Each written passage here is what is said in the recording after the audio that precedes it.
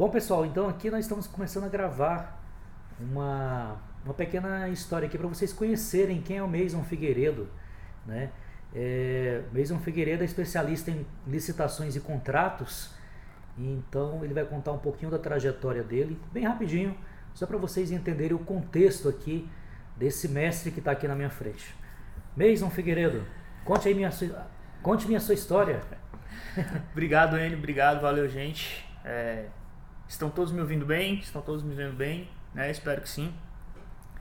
Enio, então, a história é longa, né? São 20 anos de caminhada. Eu comecei no serviço público entrando e assim, a história começa meio torta, né? Na verdade. Porque a época que eu fui chamado para o concurso, eu tinha 19 anos. Na verdade, eu fiz o concurso, né, com 17, fui chamado aos 19. E a história é engraçada porque a época que eu fiz o concurso, eu não queria trabalhar, eu sou técnico em contabilidade, né? Na minha época ainda tinha ensino técnico no ensino médio, né? Agora agora ele é separado. E eu fiz curso técnico em contabilidade, né? Esse curso técnico em contabilidade eu estudei com um amigo meu, né? Wesley. Estou aqui hoje, 20 anos depois, por sua culpa, hein? Então assim, eu estudei com um amigo meu e na época eu estava na faculdade, né? Eu estudava na Universidade Católica de Brasília, cursando biologia. E apareceu o concurso então pra gente fazer para técnico em contabilidade. Esse meu amigo, Wesley, ele queria estudar, a universidade é perto da antiga casa dele, e ele queria que eu estudasse com ele e tal. E eu, cara, não vou, não quero, não é mais pra mim. Só que ele é meu amigo, tipo, meu amigo irmão, quase assim, né? Daqueles poucos amigos que você pode contar com os dedos de uma mão. E então a gente foi estudar junto. A gente estudava na biblioteca, eu estudava pro concurso, né, com ele. Estudava também as matérias já que eu já estava estudando. E quando fomos fazer a prova, eu também não ia fazer a prova, né? Mas aí já foi pai e mãe, né? Porra, tu ficou... Desculpa o palavrão. Pô, você ficou aí 6, 7 meses estudando e não vai fazer a prova? Pô, faz a prova. Fiz a inscrição e tal. E na prova eu passei. Nós dois fomos aprovados, só que eu fui aprovado quase dentro das vagas e ele foi aprovado mais pro final. Acabou que eu fui chamado, ele não foi chamado, eu entrei, comecei a trabalhar. E aquele negócio, né? Você, pô, tinha ali 19 anos, né? Quando eu comecei a trabalhar. Hoje estou com 39.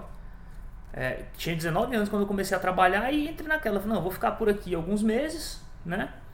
E enquanto termina a faculdade e tal, enquanto não arrumo um estágio na faculdade que pague também. E esses 6 meses viraram mais 6, e hoje estou aqui 20 anos depois. Estou aqui trabalhando com isso, né? E quando eu entrei, eu fui jogado, né? Fui direto para a área de pagamento de contratos administrativos. Então, meu primeiro contato no serviço público já foi naquele momento posterior ao recebimento dos objetos dos contratos. Então, cara, eu não sabia nada, eu sabia assim, a contabilidade que eu tinha do ensino médio, né? E sabia a questão de conferência ali e tal, básica. Então assim, a nota fiscal, a questão do atesto. Aí foi quando eu comecei a ter um contato maior realmente com o serviço público, com as responsabilidades e tal. Muita dificuldade nessa época? Cara, era muito complicado porque assim, a gente trabalhava com a Lei 8666, né? Eu não tinha conhecimento, não tinha preparo e fui jogado, como eu disse, fui jogado a fazer isso, né? Então eu tive que meio que me virar, né? As dificuldades de treinamento de todos os órgãos públicos, eles têm uma dificuldade de treinamento, de liberar pessoal para treinamento, principalmente porque a escassez de pessoas boas. E isso é bem importante eu deixar claro aqui nessa minha história. Não é que falte gente comprometida e com vontade de fazer as coisas acontecerem, né? Então, quando e eu sempre tive uma ética de trabalho, isso me foi ensinado de pequeno, de que, cara, se você se propõe a fazer alguma coisa, faça bem feito, né? Então, foi muito difícil para mim, porque eu não tinha conhecimento e queria fazer um bom trabalho, né? Eu tinha responsabilidade, então assim, eu tive bons chefes, isso eu não posso negar, eu sempre tive bons chefes, né? Bons superiores, e tive bons companheiros de colegas de trabalho, né? Que viam aquele esforço e também queriam me ensinar a fazer um bom trabalho, né? Então criar esse ambiente também é muito importante. Então foi um ambiente que assim, veio, né, comigo, e eu tratei de tentar replicá-lo no meu ambiente de trabalho, né? Porque uma coisa que eu gosto de ressaltar é que a gente é responsável por aquilo que nós fazemos, né? A gente controla aquilo que a gente faz, a gente controla as reações que temos com o que o meio nos dá. E naquele momento ali eu não tinha essa maturidade, é lógico, eu tinha 19 anos, mas eu já meio que agia desse modo. Falei, cara, o que eu tenho para jogar, o meu jogo é esse, minhas cartas são essas. Então assim, eu tenho que fazer o melhor jogo com a mão que eu tenho, né? E então era muito difícil, sabe? Era um mundo novo para mim. Então, cara, eu tinha que começar a terceirização de mão de obra, eu não sabia o que era isso. Então eu tive que aprender a terceirização de mão de obra na raça, tive que aprender documentação, como é que eu vou verificar a documentação, se as empresas mandaram a documentação certa, o que é um atesto de nota fiscal, porque nesse começo da minha caminhada aí, no serviço público, como eu disse, era parte da fiscalização, pós-fiscalização, era parte ali da liquidação e tal. E onde eu trabalhava, essa parte era separada da área contábil, então tinha uma área especializada para cuidar dessa conformidade do processo antes dele ir para a parte de pagamento em si, né? A liquidação contábil mesmo e a parte de pagamento em si, era toda uma preparação documental que você tinha ali. Eu não tinha conhecimento daquilo. Então foi uma fase de muito aprendizado, mas uma fase muito difícil. Insegurança. Houve essa dificuldade. A insegurança ela caminhava todo dia comigo. Por quê? Quando você está nesse momento ali, você é o responsável por dar uma ordem de pagamento com recurso público. Para o órgão de controle, a partir do momento que seu nome está ali e que você diz que, olha, está ok, área financeira, pague, você é responsável por aquela informação, né? Então, imagina, eu era um garoto, 19 anos, né? Já tinha trabalhado, mas nada com esse nível de responsabilidade, sem treinamento, né? O treinamento ali que foi possível me dar é aquele treinamento de conversa, olha, pega o processo aqui, junta o documento aqui e faz, tem que estar assim mais ou menos. Então, tinha muita falta de confiança ali, né, no que eu estava fazendo. Eu não me sentia confortável, eu não me sentia confiante de assumir as responsabilidades que eu tinha, mas eu tinha que assumi-las, né? Então foi passando o tempo e eu vi que se eu não fosse buscar conhecimento por mim, a empresa não ia me dar, o órgão não ia me dar esse conhecimento. Por quê? Porque ele precisava que eu trabalhasse. Ele não ia ter tempo para que eu fosse me instruir, fosse me capacitar por fora, né, sem estar ali no meu ambiente para depois eu executar o trabalho. Não. E eu sei que hoje isso é a grande realidade da maioria dos gestores, dos responsáveis pela área de contratação, por fiscalização. Uma queixa que a gente tem é essa falta de treinamento, né? E quem é responsável, quem tem essa preocupação, vai atrás por si.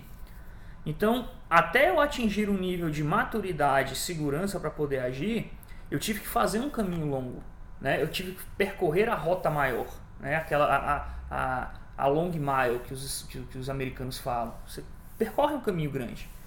E nesse longo caminho, eu fui tendo contato com serviços de auditoria, com controle interno, com controle externo, a responder questionamentos do governo federal, a responder questionamentos de órgãos controladores. Então tudo isso foi levando, me obrigando cada vez mais a estar inteirado do que acontece no processo. E eu passei muito tempo, um longo tempo desses 20 anos, mais na parte de fiscalização e gestão contratual, né? Que é a parte de depois que o contrato é feito, depois que a licitação acontece. Só que eu respondia questões e tinha problemas que eram oriundos já da parte de licitação, da parte anterior ao contrato. Muitos problemas surgem nesse momento. Por quê? Essa caminhada me mostrou que muitas vezes há uma distância muito grande entre quem é o responsável por processar a contratação, de quem é responsável por receber a contratação. Né? A pessoa que pensa o que vai ser contratado, normalmente ela não tem conexão, aconteceu muitas vezes e acontece em vários documentos que eu vejo, que eu estudo, que principalmente a parte dos tribunais de contas, há uma desconexão entre quem está pedindo e quem está recebendo. Então, muitas vezes, os problemas que existem na execução decorrem de falhas que não foram vistas na preparação, na licitação, antes da licitação, ali no documento, nas preparações dos documentos. Então, é uma preocupação que também quem está na ponta tem que ter. Quem está recebendo tem que ter. Ora, eu tenho que pedir, eu tenho que acontecer o problema. Então, essa conexão é uma coisa que demorou a acontecer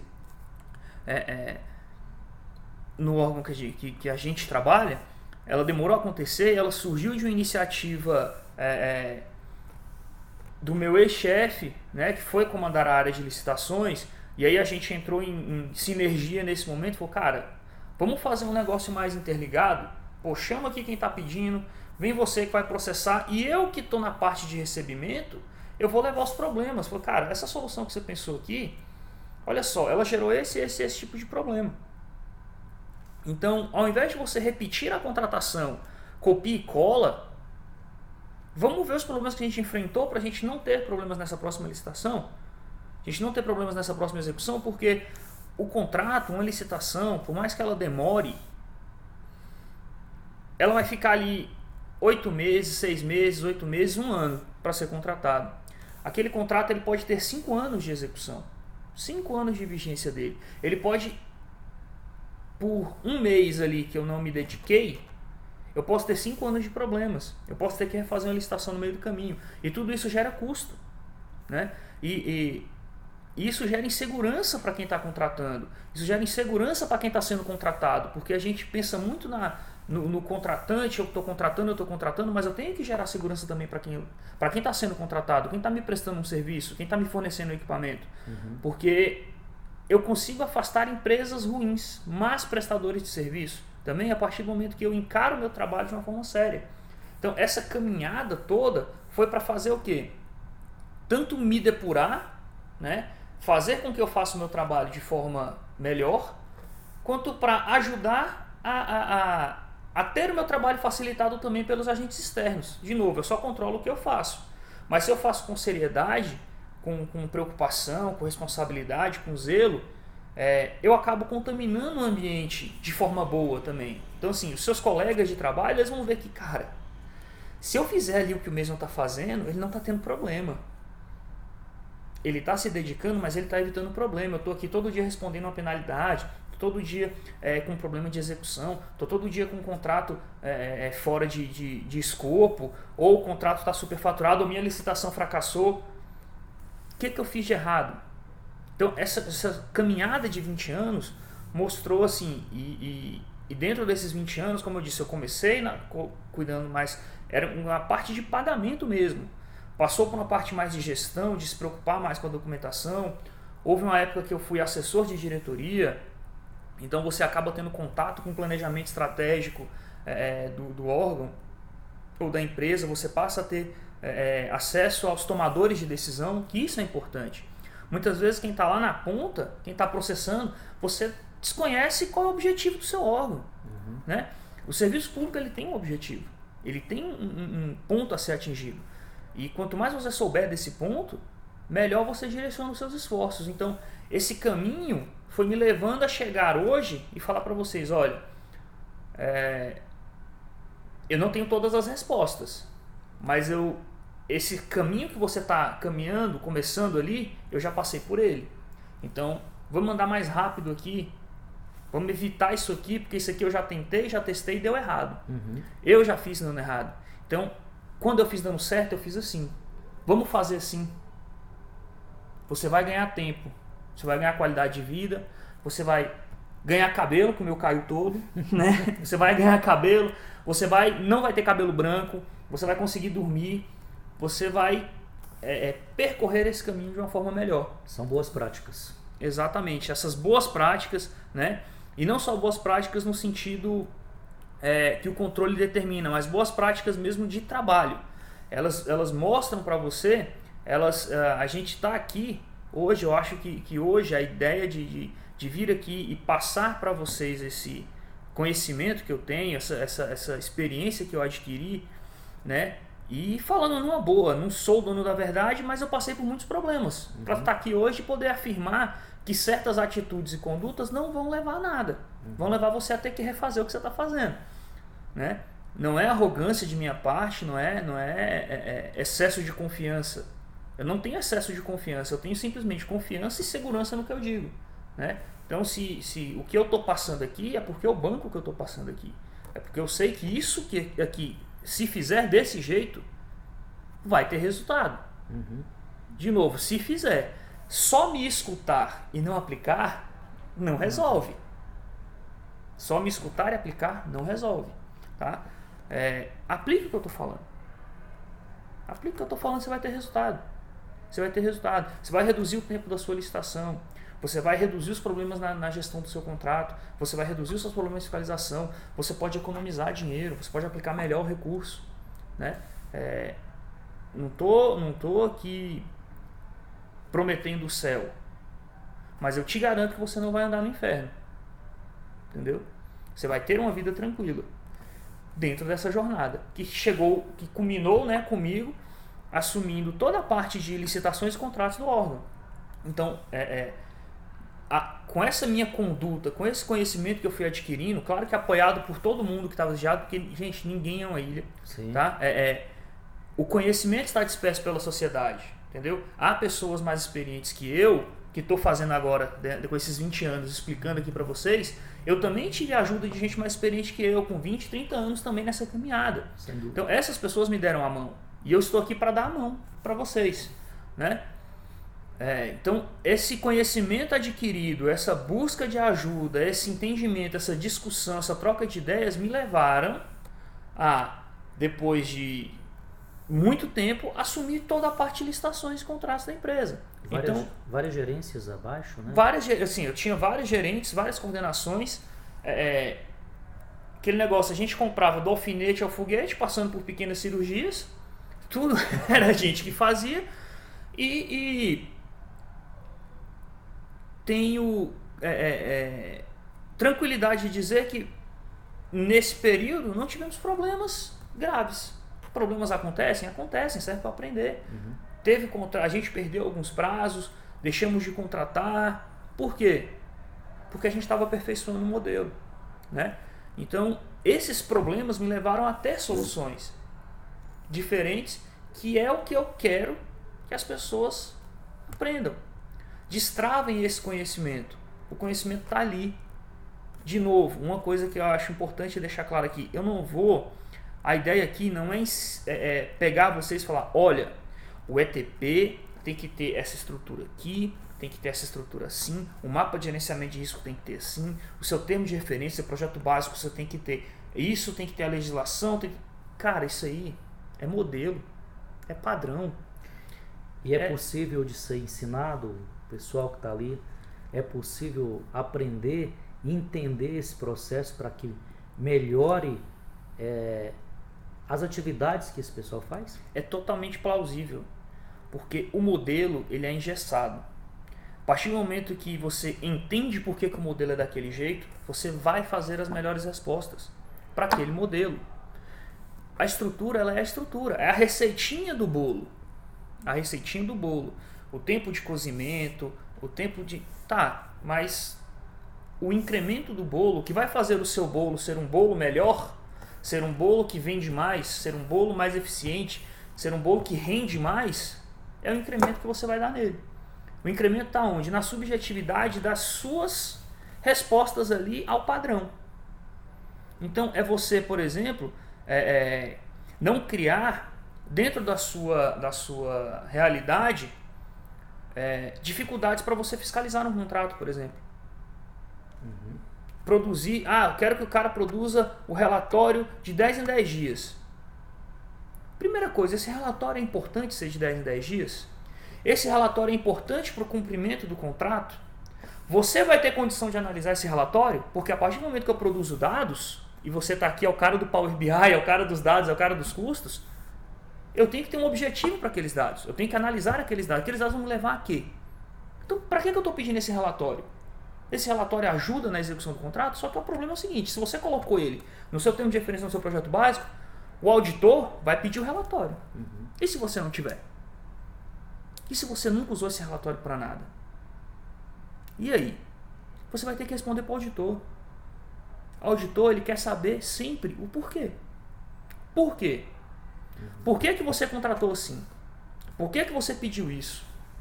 Por que que é esse horário que o cara está prestando o serviço? Por que que é esse equipamento? Por que que tem que ser nessa qualidade? Por que que não pode ser um equipamento mais barato?